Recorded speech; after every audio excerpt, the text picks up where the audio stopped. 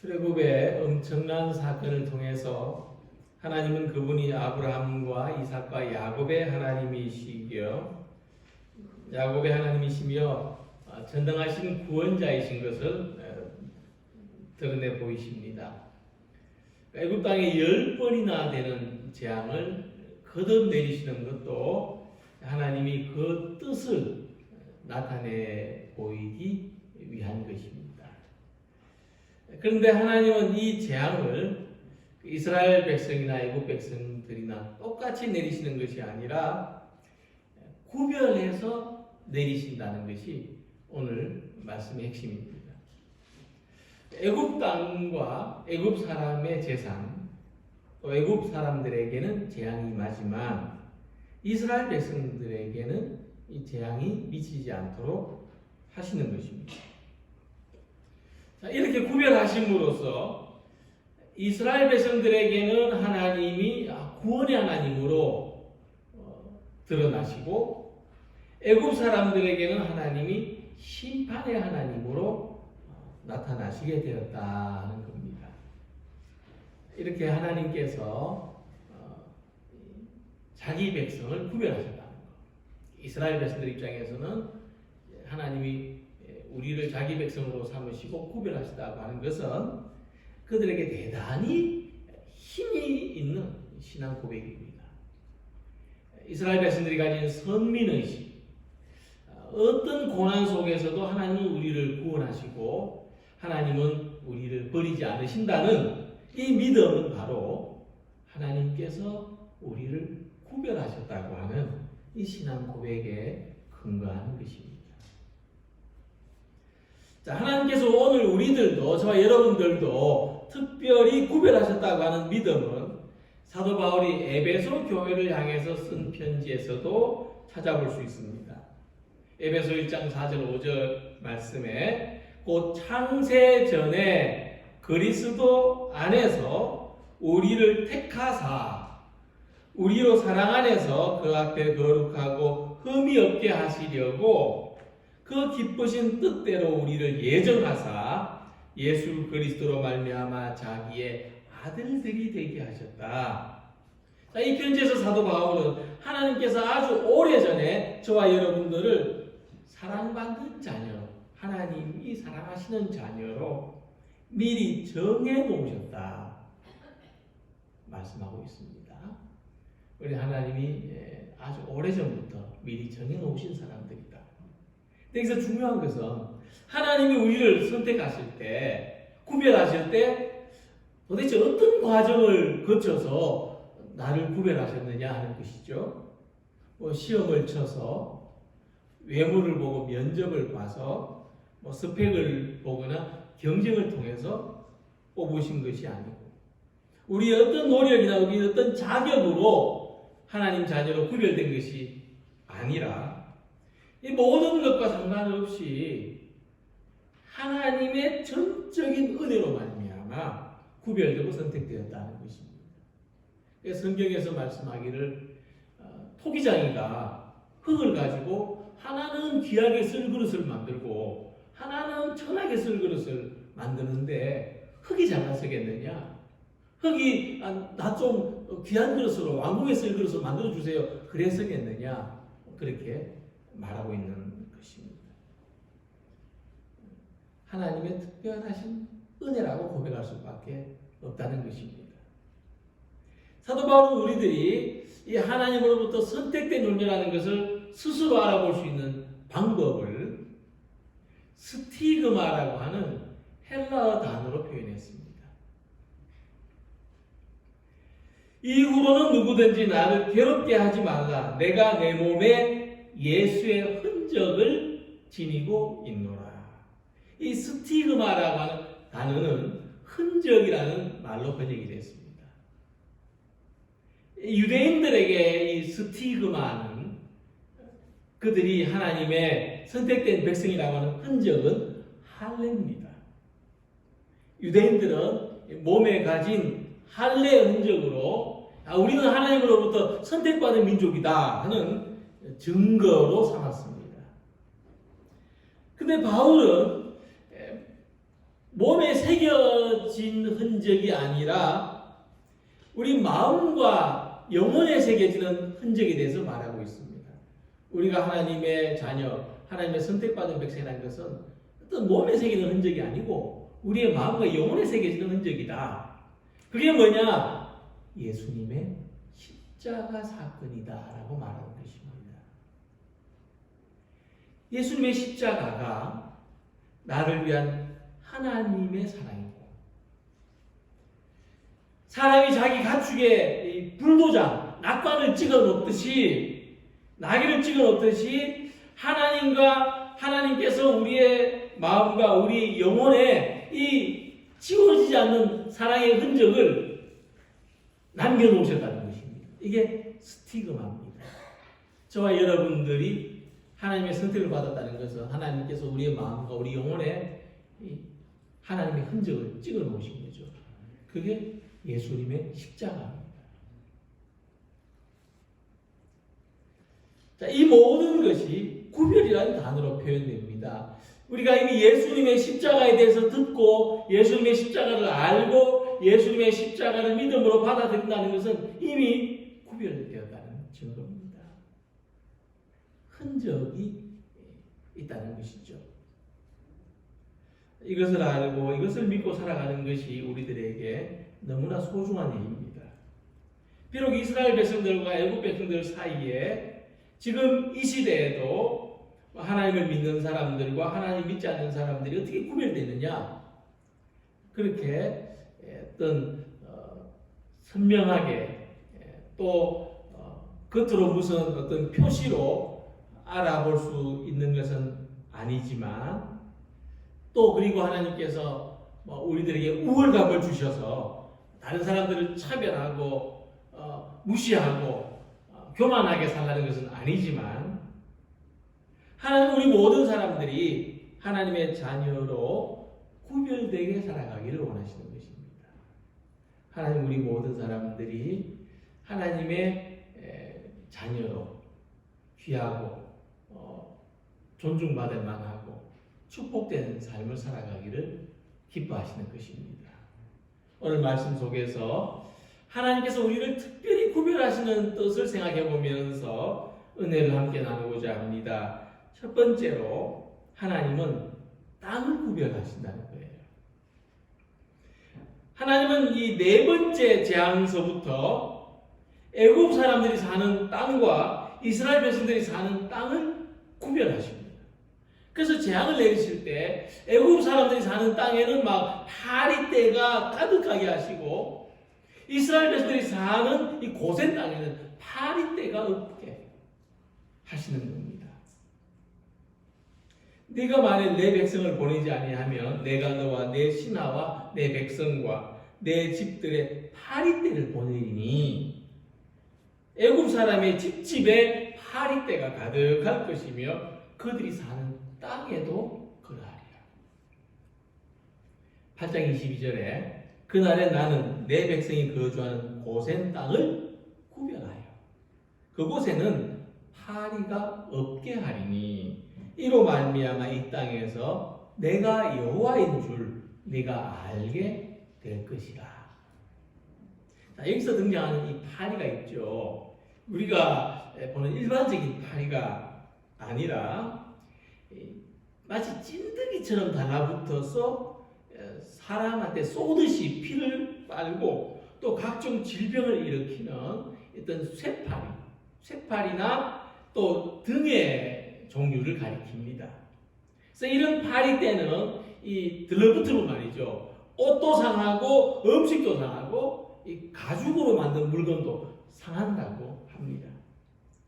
파리로 말미암아 그 땅이 황폐하였더라는 이 24절 말씀을 보면 이 파리떼로 인한 재앙과 피해가 엄청났다는 것을 알 수가 있습니다. 자, 하나님은 이 파리떼로서 애굽 전역을 치시되 오직 이스라엘이 거하는 고센 땅만은 제외시키셨습니다. 다른 데는 다 파리떼가 막 득실득실하게 하셨는데 이 이스라엘 사람들이 사는 고센 땅에는 파리떼가 없도록 하셨다는 거죠. 이 땅에서 내가 여호와인 줄을 네가 알게 될 것이다. 이건 신기한 일이 아니고 이상한 일이 아니고 하나님이 자기를 나타내 보이시는 사건입니다. 하나님이 이 재앙을 통해서 이 애굽의 바로 왕으로 하여금 애굽 땅에서는 하나님이 그들이 섬기던 우상신이 아니라 여호와 하나님이신 것을 알게 하시려고 했습니다. 그 땅을 구별하시는 하나님은 땅을 구별하신다. 하나님의 자녀들이 사는 땅과 그렇지 않은 땅을 구별하신다 하는 것입니다. 그런데 지금 이스라엘 백성들이 사는 이 땅, 이 고센 땅은 애굽 사람들이 불결하다고 제외시켜 놓은 땅이었습니다. 그 땅이 우리나라 무슨 강남과 같은 아주 값진 땅이거나 또는 어떤 성지와 같은 그런 특별한 의미를 가진 땅이 아니라 애굽 사람들이 불결하게 여기는 땅이었어요. 애굽 땅에 아버지와 자기 형제들이 왔을 때 요셉은 이렇게 말했습니다. 애굽 사람은 다 목축을 가증히 여기나니 당신들이 고센 땅에 살게 될 것입니다. 그러니까 이 애굽 사람들은 목축업을 하는 이스라엘 백성들을 더럽고 추하게 여겼습니다. 그래서 자기들이 사는 지역에 못 들어오게 하려고 마치 어떤 빈민들이 모여 사는 곳처럼 어떤 그 집단적으로 외국인들이 거주하도록 해놓은 곳처럼 변두리 고센 땅에 모여 살도록 했습니다. 그런데 하나님은 재앙을 내리실 때 애굽 사람들이 사는 땅에 이 좋은 땅에는 파리들이 들끓게 하시지만 오히려 이스라엘 백성들이 사는 이 변두리 고센 땅에는 파리가 한 마리도 없게 하셨다는 것입니다. 자, 이 말씀은 우리에게 무엇을 가르쳐 주느냐 하면 하나님의 자녀들, 하나님 믿는 사람들은 자기 삶에 대해서 믿음과 확신을 가져야 한다는 것입니다. 우리는 우리의 삶, 나의 삶, 나의 직장, 나의 생업, 나의 가정, 나의 환경을 어떤 잣대로 바라보고 있습니까? 이 세상의 잣대와 똑같이 견주어서 기가 살거나 기가 죽거나 그렇게 살고 있지 않습니까? 근데 세상 사람들이 우리를 어떻게 판단하든지 어떻게 생각하든지 우리 하나님의 자녀들은 하나님의 구별, 하나님의 특별한 사랑 안에서 살고 있다는 것을 늘 생각하면서 살아가시기 바랍니다. 다른 사람들이 볼 때 좀 4차원이다 싶을 만큼 나는 사랑받는 자녀다. 나는 축복받은 사람이다. 그렇게 살아가시기 바랍니다. 하나님은 이스라엘 백성들이 사는 땅을 구별하심으로써 그분이 하나님이신 것을 나타내 보였다고 했습니다. 이제는 하나님은 이 교회를 구별하신 땅으로 삼으시고 우리 그리스도인들의 집을 구별하신 장소로 삼으시는 것을 믿으시기 바랍니다. 세상 사람들이 볼 때 초라하고 보잘것없는 곳이라 할지라도 이곳을 진리의 터로 삼으시고 예수님을 믿는 믿음의 반석을 놓으시고 그 위에 든든한 기둥을 세우신다고 하는 것입니다. 사도 바울이 갈라디아 6장 14절에 이렇게 말씀했습니다. 그러나 내게는 우리 주 예수 그리스도의 십자가 외에 결코 자랑할 것이 없으니 그리스도로 말미암아 세상이 나를 대하여 십자가에 못 박히고 내가 또한 세상을 대하여 그러하니라. 요즘 말로 바꿔보면 이렇습니다. 세상이 나를 왕따시킨 것 같지만 아니야, 내가 세상을 왕따시켰어. 그런 말씀이죠. 세상이 나를 따돌린 것 같지만 아니야, 내가 세상과 등지고 살아. 그러니까 세상이 우리를 분리해내는 것 같지만 오히려 우리들이 세상으로부터 분리됨을 받았다는 것입니다. 이것이 하나님의 구별입니다. 그래서 우리가 하나님이 구별하신 땅에서 틀을 잡고 살아야 되고 우리가 있는 이곳에 구원이 있고 은혜가 있고 세상이 줄 수 없는 기쁨과 평화가 있다는 것을 알아야 하는 것입니다. 우리는 이곳으로 부름을 받았고 우리는 이곳에 대한 사명이 있습니다. 세상 속에 하나님의 구원을 나타내고 하나님의 복음의 진리를 전하는 것입니다.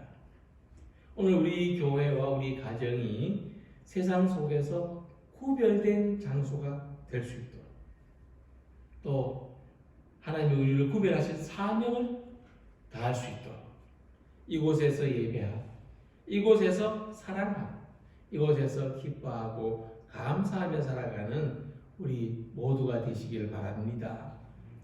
하나님을 예배하는 이 구별된 땅에서 구원의 은혜를 받고 다시 세상을 향해서 나아갈 때 복음으로 무장되어서 힘있게 나아가는 우리 모두가 되시기를 소망합니다. 자, 두 번째로 하나님은 애굽의 모든 가축들에게 전염병이 발생하는 5번째 재앙을 내리십니다. 지금도 보면 전염병들이 있죠. 가축에게 내리는 전염병들이 있습니다. 자, 근데 이때에 애굽 사람들의 가축은 죽지만 이스라엘 백성들의 가축은 한 마리도 죽지 않습니다. 자, 말씀드린 것처럼 애굽 사람들은 그렇게 가축을 많이 키우지 않습니다. 집단적으로 키우지 않고 이스라엘 백성들이 오히려 가축을 이제 집단적으로 키우죠. 목축을 하는데 애굽 사람들의 가축은 전염병에 걸려 죽고 이스라엘 백성들의 가축은 죽지 않는다는 것이 정말 이상한 일 아닙니까? 정말 하면 쟤들이 전염병을 퍼뜨렸다 그렇게 할 수 있는 그런 일 아니겠습니까? 9장 6절에 이튿날에 여호와께서 이 일을 행하시니 애굽의 모든 가축은 죽었으나 이스라엘 자손의 가축은 하나도 죽지 아니하니라. 가축에 전염병이 생겼다는 것은 하나님께서 애굽 사람들의 재산에 내리신 재앙입니다. 그런데 우리가 보면 알겠지만 하나님의 이 재앙이 처음부터 막 치명적으로 내리는 것이 아니라 서서히 강도가 높아져요. 그러니까 애굽 사람들에게 이 가축은 일종의 주된 수입원이 아니었죠. 그래서 농사를 지었기 때문에. 그런데 농사를 지으려면 또 가축이 있어야 됩니다. 그래서 애굽의 가축의 재앙이 내렸다고 하는 것은 애굽 사람들의 경제적인 삶에도 큰 타격을 입었다는 것입니다. 놀랍게도 하나님은 우리가 가진 재산까지, 소유까지도 구별하십니다.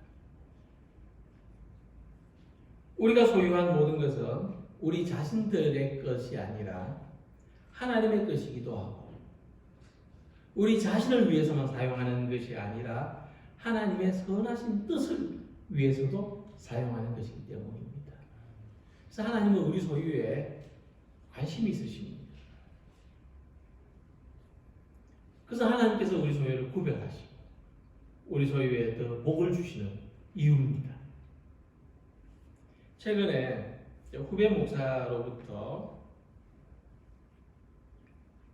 자기 교회 젊은 집사 한 사람이 목숨을 끊었는데 장례를 집례하면서 너무너무 슬퍼서 울었다 한 이야기를 들었습니다. 이분이 주식에 투자를 했는데 감당할 수 없는 손실을 입었다고 합니다. 요즘 우리 사회에 어느 때보다 투자 열기가 강하게 일어나고 있죠. 직장인들은 퇴근하고 모여서 투자 공부를 한답니다. 또 부모들이 고등학교 다니는 자녀들한테 투자에 대해서 통장을 개설해주고 투자에 대해서 가르친다고 해요. 땅값이 오르고 집값이 오르고 주식이 오르고 이런 것이 월급 오르고 예금 이자 오르는 것하고는 비교할 수 없을 만큼 오르기 때문에 집도 회사도 공부도 투자를 목적으로 하지 않을 수 없다 그렇게 말합니다. 그런데 투자라고 하는 것은 본질상 손해가 닿는 겁니다. 그래서 투자하는데 지나친 욕심을 가지기보다는 자기가 경제적인 활동을 왜 하는가, 내게 왜 수입이 필요한가, 이 목적을 분명하게 세워놓는 것이 우리가 재무 관리를 하며 살아가는데 더 중요한 겁니다. 이 목적에 마치 교회의 예산 항목처럼 목적이 필요하다는 거죠. 애국 사람들이 가축을 키우고 사는 목적, 그들의 삶의 목적은 우상을 신으로 섬기거나 자기 소유를 불리기 위한 것이었습니다. 근데 그럼 이스라엘 백성들이 사는 목적은 뭐가 다르냐? 예, 그들도 자기들을 위해서 고생 당해서 목축을 하며 살았죠. 하지만 그들 삶에는 또 한 가지 중요한 원칙이 있습니다. 조상 때부터 내려오던 신앙적인 삶의 방식을 지키는 것이었다.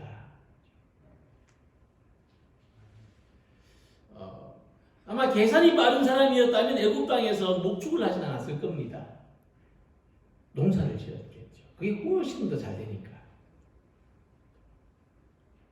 근데 만약 그들이 애국 사람들처럼 농사를 짓고 살았더라면 그들도 애국 사람들처럼 우상을 섬기게 되었을 것이고 자기만을 위해서 사는 사람들이 되었을 것입니다. 삶의 구조와 방식에 있어서도 목축과 농업은 그렇게 다릅니다. 자, 이런 사실을 어디서 알 수 있느냐 하면은 이스라엘 백성들이 가나안 땅에서 농사를 짓습니다. 그들이 이제 그리던 적과 꿀이 흐르는 땅에 들어갔는데 거기서 삶의 방식을 버리죠. 농사를 짓습니다. 그 다음부터 그들은 우상을 섬기게 되죠. 바알신을 섬기게 됩니다. 농업의 신을 섬기게 되죠. 자, 그래서 이 하나님 믿는 사람들이 재산 불리는데 지나친 욕심을 가지고 살면은 자기 영혼이 황량해지고 신앙생활에 해로운 영향을 받는데 그게 바람직하지 않다고 보는 것입니다. 근데 문제는 뭐 농사냐 목축이냐 어떤 직장이 뭐냐 직업이 뭐냐가 아니라 자 우리가 어떤 방식으로 살아갈 것이냐 하는 것입니다. 그래서 우리는 어떤 물질을 추구하는 것이 영적인 삶에 도움을 준다고 생각하면 하는 것이 아니라 오히려 신앙생활이 물질생활에 도움을 줘야 된다. 이렇게 생각하며 살아가야 됩니다.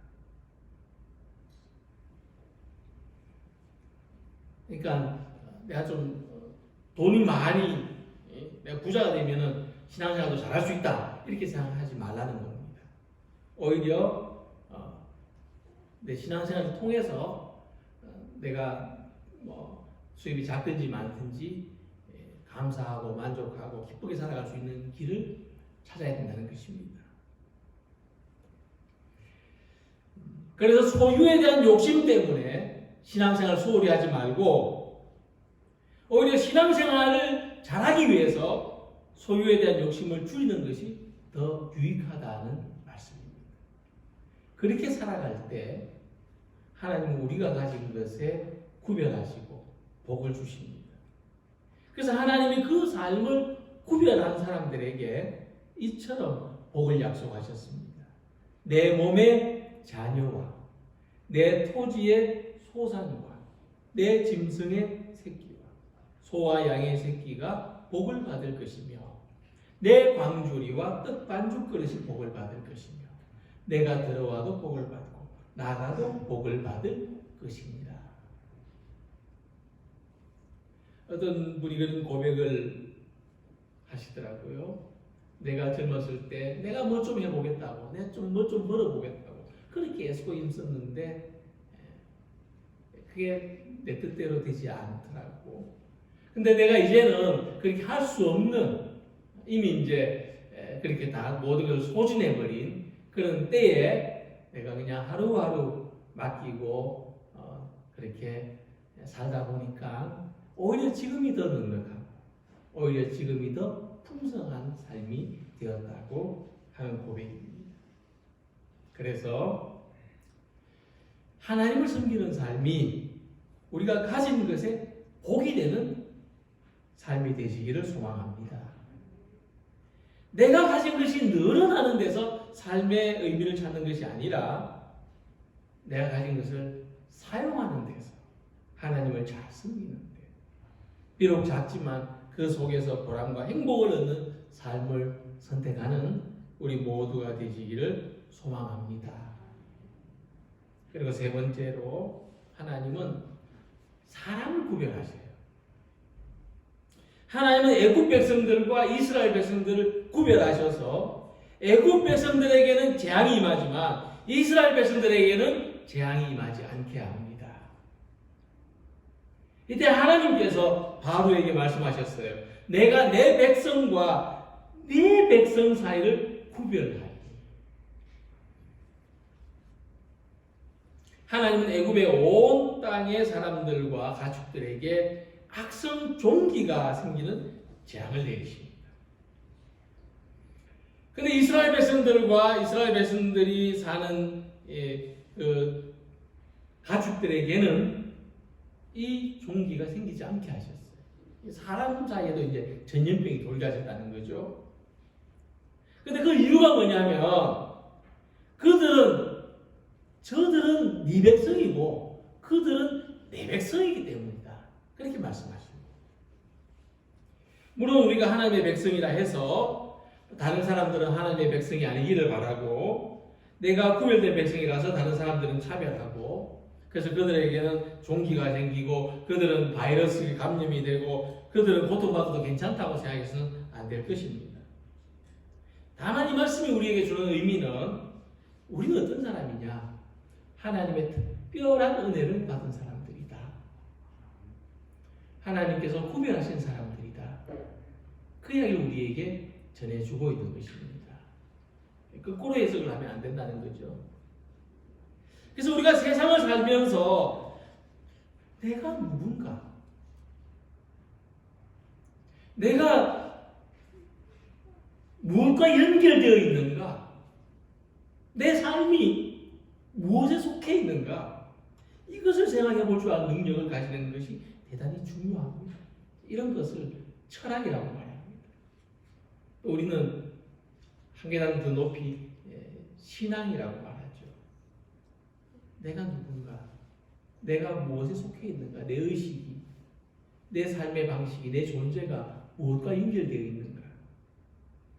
내가 철저하게 세속적인 사람, 나는 이 세상이 주는 쾌락에 속한 사람이라고 하는 것과 내가 하나님으로부터 선택된 사람, 구별된 사람, 내 의전은 상관없지만 불만스럽긴 하지만 내 부모 때부터 나를 선택하시고 구별하신 백성, 나는 세속의 쾌락을 추구하는 것보다 하나님의 뜻을 추구하고 바람직하고 올바른 것을 그리고 선한 것을 추구하는 사람이라는 인식을 가진다면 그것은 바로 우리 존재에, 내 삶에 큰 영향을 미치게 되는 것입니다.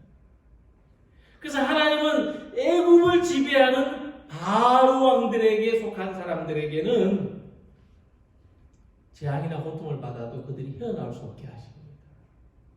소속이 다르기 때문에. 그들은 자기 쾌락을 위해서, 그들은 철저하게 세속적으로 사는 사람들이기 때문에 고통이나 어려움을 당해도 벗어날 수가 없어요.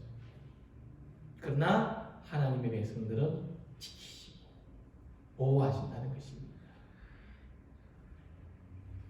이 땅에, 애굽 땅에 수많은 재앙이 거듭되지만 이 바로의 완고한 마음은 하나님을 인정하고 받아들이지 않습니다. 잠깐 그런 것 같다가 다시 돌아가고, 또 잠깐 어렵고 힘들 때는 하나님 한번 믿어볼까, 교회 한번 나가볼까 하다가 다시 돌아가고, 여전히 그에게는 권력과 재물이 신이요 우상이었습니다. 내가 가진 것, 내가 추구하는 것을 결코 믿음하고 바꾸지 않습니다. 사람이 어떤 어려운 일을 당할 때라도 기가 막히고 마음이 다쳐서 완고하다면, 이미 그 사람의 삶의 틀이 굳어져 버렸다면 거기서 구원의 길을 찾기가 어렵습니다. 그런데 우리가 어떤 어려움을 만나도 하나님을 바라볼 수 있다면, 하나님의 구원과 은혜를 기대하는 마음을 가질 수 있다면 우리는 이 어려움을 딛고 나아갈 수가 있습니다. 축복된 삶으로 나아갈 수가 있습니다. 하나님 왜 많은 사람들 속에서 나를 구별하셨는가 하는 이 질문은 이렇게 재앙과 고통이 많은 세상 속에서도 하나님의 은혜를 붙잡으라고 구원의 복된 삶을 살아가라고 하셨구나, 이 사실을 깨닫게 되는 것입니다. 하나님은 오늘 본문에서 보시는 것처럼 땅을 구별하시고 가축을 구별하시고 사람을 구별하시고, 하나님께서 구별하신 사람의 특징은 그 삶이 누리는 특권에 있는 것이 아니라 그 삶의 목적과 그 삶이 가지는 가치 속에 있습니다. 우리가 하나님으로부터 구별받은 사람이라는 증거는 스티그마, 예수님의 흔적에 있습니다. 우리 모두에게 예수님이 만지신 흔적이 있기를 소망합니다. 우리 모두에게 예수 그리스도를 아는 흔적이 있기를 소망합니다. 예수님이 함께 하시는 흔적, 예수님의 사랑과 십자가가 내 마음에, 내 영혼에 흔적으로 남아있기를 바랍니다. 그래서 땅을 구별받은 사람답게 우리가 모이는 교회, 우리의 가정이 구원의 풍성한 생명을 나누는 복된 장소가 되기를 소망합니다. 소유를 구별받은 사람답게 하나님을 섬기고 이웃을 사랑하는 일에 우리의 물질과 재능, 시간과 능력이 사용되고 모자라지 않게 쓸 수 있는 삶이 되기를 소망합니다. 그리고 구별된 사람으로서 이 세상 사람들과는 다른 삶의 목적과 이유를 가지고 가치관을 가져서 하나님을 기쁘시게 하고 세상의 위로가 되는, 세상의 기쁨이 되는 이 복된 삶을 살아가는 우리 모두가 다 되시기를 주님 이름으로 기원합니다. 기도드리겠습니다.